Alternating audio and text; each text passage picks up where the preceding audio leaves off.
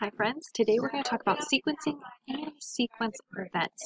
So we've kind of talked about this in the past. You do this every time you make a flow map. It's all about putting things in order, and specifically the order of events in the story is what we're kind of focusing on this week. So when you're sequencing, that's when you're going to kind of use words like first, next, then, finally, those kind of order words, those transition words we've talked about. Sometimes you might see the boxes flow like this, or more commonly for us with our thinking maps like this, where the boxes have arrows in between the events, just like with our flow map. There's a lot of other clue words you can use as well. If you listen for first, next, then, finally, like we already talked about, before, after, later, at last, afterward, eventually, meanwhile, and the next day, just to name a few. These kind of clues tell you how the events happen in what order. So what your kind of job for this week is putting events in the order they're supposed to. So up until this point, we've talked about sequencing where you pull some events out and put them in order on flow map. But this time, we're going to think about if I give you some events, can you figure out the right order that they go in?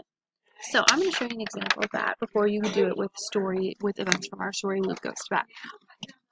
So I decided to give you some events and things that I do during my morning routine.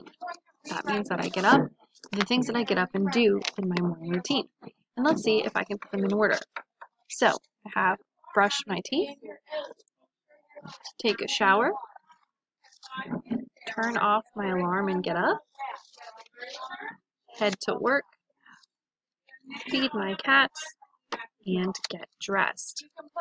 Now, these are all things I do in the morning, but if I read them in that order, it wouldn't make a lot of sense. If I start with brushing my teeth, then take a shower, not too bad, but it wouldn't make sense to then turn off my alarm and get up if I'm already up, heading to work, but before I fed my cats, these events are all out of order.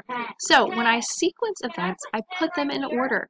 So think to yourself, what might be the first thing that I do in the morning? Well, first thing I do in the morning is turn off my alarm and get up. So that's going to be the first event in my map. Okay, so if I was writing a paper from this, I could use the transition word first, and I could say, first I turn off my alarm and get up. Then what do I do next?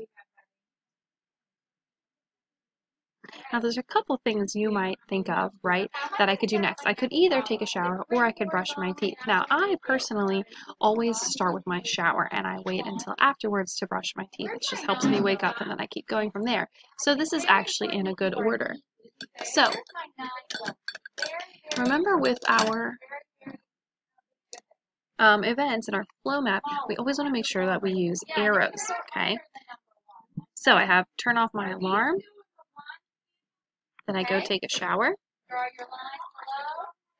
then I brush my teeth, then what comes next? Do you think I head to work, feed my cats, or get dressed?